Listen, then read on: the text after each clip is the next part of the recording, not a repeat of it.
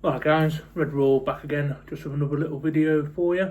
Just want to discuss a couple of things. Want to touch on the Barcola stuff, and also want to touch on a tweet Paul Joyce put out. So we'll start with Paul Joyce, very reputable journalist when it comes to Liverpool.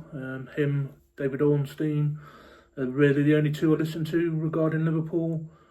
The other geezer, tapping merchant, rent a tweet.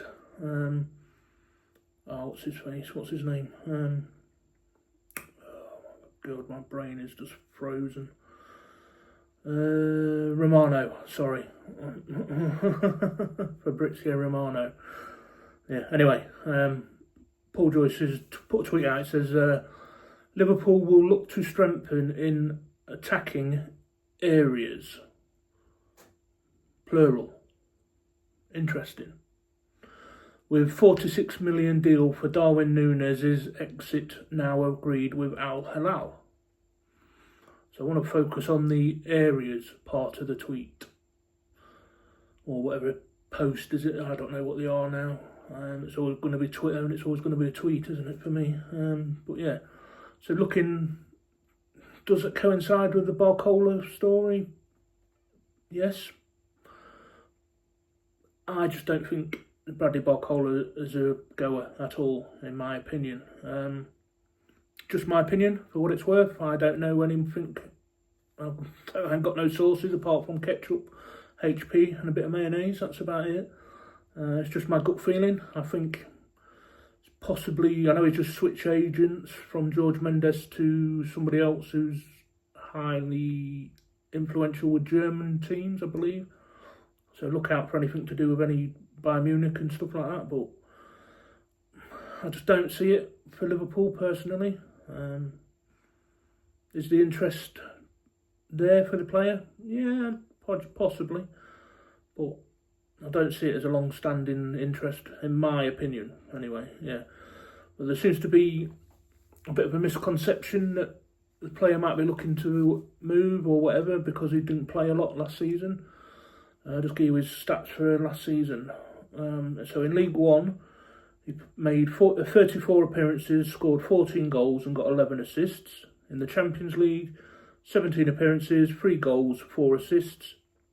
In the Coupe de France, 6 appearances, 4 goals, 4 assists.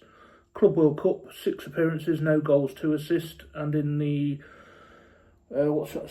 Trophy des Champions, he made 1 appearance, no goals, no assists. So 64 appearances in total, 21 goals, 21 assists. So I think he did play quite regular. So I don't think it's to do with lack of game time. Could he be looking for a better paid packet? Possibly. But the sort of prices that PSG are adamant they're not going to sell him unless they meet X, Y and Z. Yeah, not for me. I do think we're going to go back in with another offer for Alexander Isak. I just think we're waiting for Newcastle to soften the stance a little bit.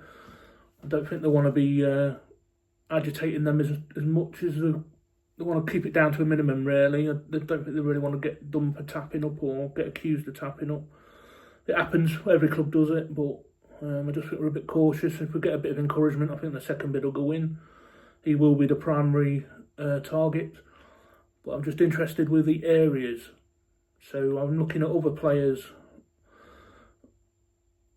We are a bit short on the right, especially if Chiesa goes. Note to say Cody Gakpo couldn't go over there. I know Hugo Ekitike mainly plays off the left or through the middle, so I don't know if he can play on the right. But I think in a couple of other names that we've been linked with, isn't there? Malik Fofana seems the most likely for me. He's the more affordable. Definitely cheaper than Rodrigo, and he'll be cheaper than Barcola. I think the Rodrigo interest is genuine. Obviously they sent that super agent or whatever he is out there to see if there can be a bit of a cheaper deal to be made. But I'm not sure if he said he wants to stay and fight for his place now at Madrid, so I think that one's out the window. And then we had Goncalo Ramos linked, who is another striker.